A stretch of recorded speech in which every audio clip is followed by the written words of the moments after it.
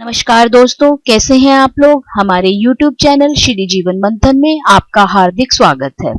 दोस्तों, आज की वीडियो में हम बात करेंगे गरुड़ पुराण श्रृंखला भाग 10 पुण्यात्मा के शरीर दाह का विधान के बारे में। दोस्तों, वीडियो शुरू करने से पहले मेरा आपसे अनुरोध है कि हमारे चैनल को सब्सक्राइब करना ना भूलें और बेल आइकन के बटन को भी दबाइए दोस्तों, ताकि हमारे चैनल से संबंधित अपडेट्स आपको मिलती रहें। और अगर हमारा वीडियो पसंद आता है, लाइक शेयर करना भी ना भूलें। आपके सुझाव भी सादर आमंत्रित हैं। गरुड़ जी बोले, हे विभो, अब आप पुण्यात्मा पुरुषों के शरीर के दाह संस्कार का विधान बताइए, और यदि पत्नी सती हो तो उसकी महिमा का भी वर्णन कीजिए। श्री भगवान बोले, हे गरुड़, जिन औधर्व देहिक कृत्यों को करने से पुत्र और पौत्र पितृ ऋण से मुक्त हो जाते हैं, उसे बताता हूँ, सुनो। बहुत से दान देने से क्या लाभ होते हैं। माता पिता की मृत्यु होने पर पुत्र को शोक का परित्याग करके सभी पापों से मुक्ति प्राप्त करने के लिए समस्त बांधवों के साथ मुंडन कराना चाहिए। इसके पश्चात समस्त बांधवों सहित स्नान करके धोत वस्त्र धारण करे, तब तुरंत जल ले आकर जल से शव को स्नान करवाए और चंदन अथवा गंगा जी की मिट्टी के लेप से तथा मालाओं से उसे विभूषित करे। उसके बाद नवीन वस्त्र से ढककर अपसव्य होकर नाम गोत्र का उच्चारण करके संकल्प पूर्वक दक्षिणा सहित पिंड दान देना चाहिए। मृत्यु के स्थान पर शव नामक पिंड को मृत व्यक्ति के नाम गोत्र से प्रदान करे। इसके पश्चात द्वार देश पर पांथ नामक पिंड मृतक के नाम गोत्रादि का उच्चारण करके प्रदान करे। इसके बाद पुत्र वधू आदि शव की प्रदक्षिणा करें, उसकी पूजा करें तथा अन्य बांधवों के साथ पुत्र को शव यात्रा के निमित्त कंधा देना चाहिए। इसके बाद आधे मार्ग में पहुंचकर भूमि का मार्जन और प्रोक्षण करके शव को विश्राम कराए और उसे स्नान कराकर भूत संज्ञक पितर को गोत्र नामादि के द्वारा भूत नामक पिंड प्रदान करें। इस पिंड दान से अन्य दिशाओं में स्थित पिशाच, राक्षस, यक्ष आदि उस हवन करने योग्य देह की हवनीयता अयोग्यता नहीं उत्पन्न कर सकते। उसके बाद शमशान में ले जाकर उत्तराभिमुख स्थापित करें। वहां देह के दाह के लिए यथाविधि भूमि का संशोधन करें। भूमि का सम्मार्जन और लेपन करके उल्लेखन करें, अर्थात दर्भ मूल से 3 रेखाएं खींचें और उल्लेखन क्रमानुसार ही उन रेखाओं से उभरी हुई मिट्टी को उठाकर ईशान दिशा में फेंककर उस वेदिका को जल से प्रोक्षित करके उसमें विधि विधान पूर्वक अग्नि स्थापित करें। अग्नि की प्रार्थना करके वहीं चंदन, तुलसी, पलाश और पीपल की लकड़ियों से चिता का निर्माण करें। उस शव को चिता पर रख करके वहां 2 पिंड प्रदान करें। प्रेत के नाम से एक पिंड चिता पर तथा दूसरा शव के हाथ में देना चाहिए। चिता में रखने के बाद से उस शव में प्रेतत्व आ जाता है। प्रेत कल्प को जानने वाले कतिपय विद्वजन चिता पर दिए जाने वाले पिंड को साधक नाम से संबोधित करते हैं। अतः चिता पर साधक नाम से तथा शव के हाथ पर प्रेत नाम से पिंडदान करें। इस प्रकार 5 पिंड प्रदान करने से शव में आहुति योग्यता संपन्न होती है। अन्यथा शमशान में स्थित पूर्वोक्त पिशाच, राक्षस तथा यक्ष आदि उसकी आहुति योग्यता के उपघातक होते हैं। प्रेत के लिए 5 पिंड देकर हवन किए हुए उस कर्व्याद अग्नि को तिनकों पर रखकर यदि पंचक ना हो तो पुत्र अग्नि प्रदान करे। पंचक में जिसका मरण होता है उस मनुष्य को सद्गति नहीं प्राप्त होती। पंचक शांति किए बिना उसका दाह संस्कार नहीं करना चाहिए, अन्यथा अन्य की मृत्यु हो जाती है। कुश से निर्मित 4 पुतलों को नक्षत्र मंत्रों से अभिमंत्रित करके शव के समीप में स्थापित करें। तब उन पुतलों में प्रतप्त सुवर्ण रखना चाहिए। फिर नक्षत्रों के नाम मंत्रों से होम करना चाहिए। इसके बाद उन पुतलों के साथ शव का दाह करें। सपिंड श्राद्ध के दिन पुत्र यथाविधि पंचक शांति का अनुष्ठान करें। इस प्रकार पंचक शांति विधान करके जो शव दाह करते हैं उसे पंचक जन्य कोई विघ्न बाधा नहीं होती और प्रेत भी सद्गति प्राप्त करता है। यदि मृत व्यक्ति की पत्नी सती हो रही हो तो उसके दाह के साथ ही शव का दाह करना चाहिए। गर्भिणी स्त्री को अपने पति के साथ अपना दाह नहीं करना चाहिए। शव के आधे या पूरे जल जाने पर उसके मस्तक को फोड़ना चाहिए। ग्रस्तों के मस्तक को काष्ठा से और यतियों के मस्तक को श्रीफल से फोड़ देना चाहिए। पितृलोक की प्राप्ति के लिए उसके ब्रह्मरंध्र का भेदन करके उसका पुत्र निम्न मंत्र से अग्नि में घी की आहुति दे। हे अग्निदेव, तुम भगवान वासुदेव के द्वारा उत्पन्न किए गए हो।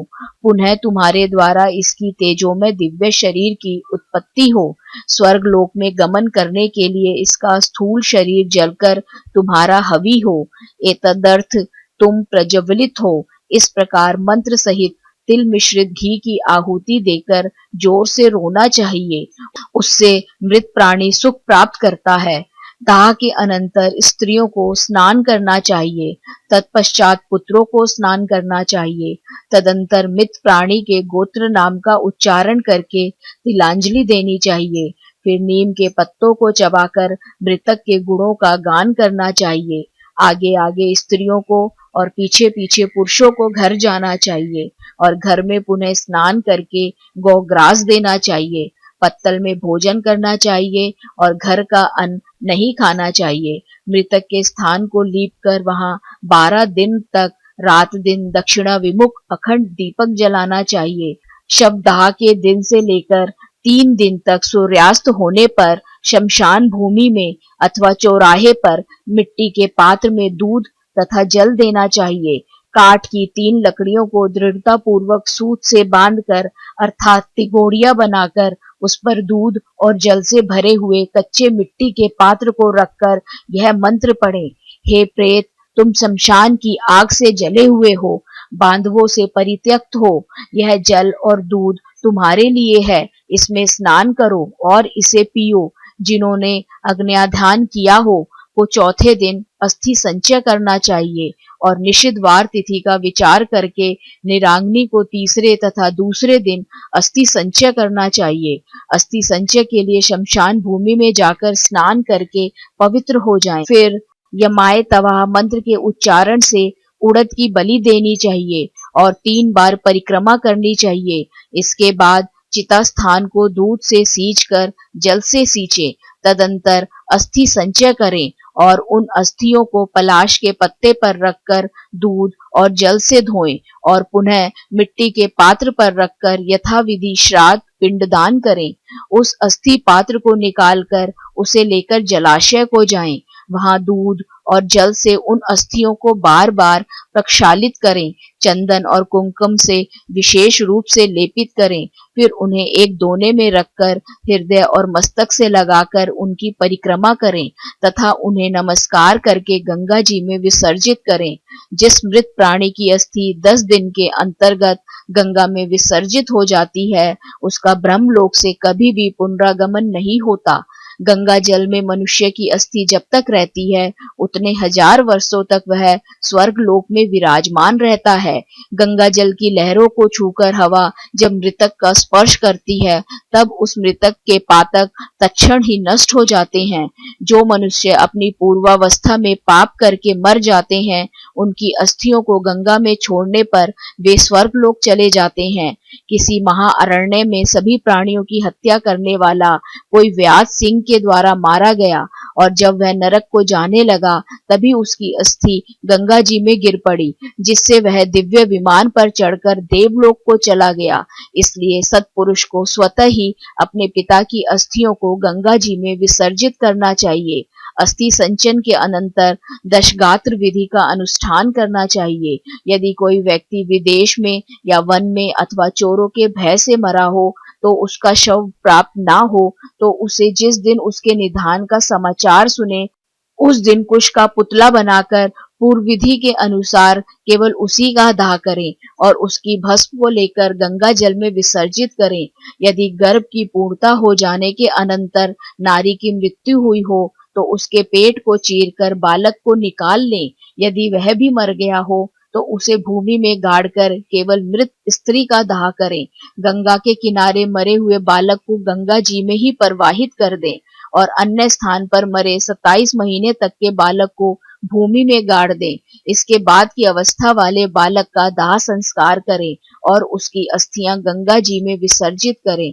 गर्भ के नष्ट होने पर उसकी कोई क्रिया नहीं की जाती, पर शिशु के मरने पर उसके लिए दुग्ध दान करना चाहिए।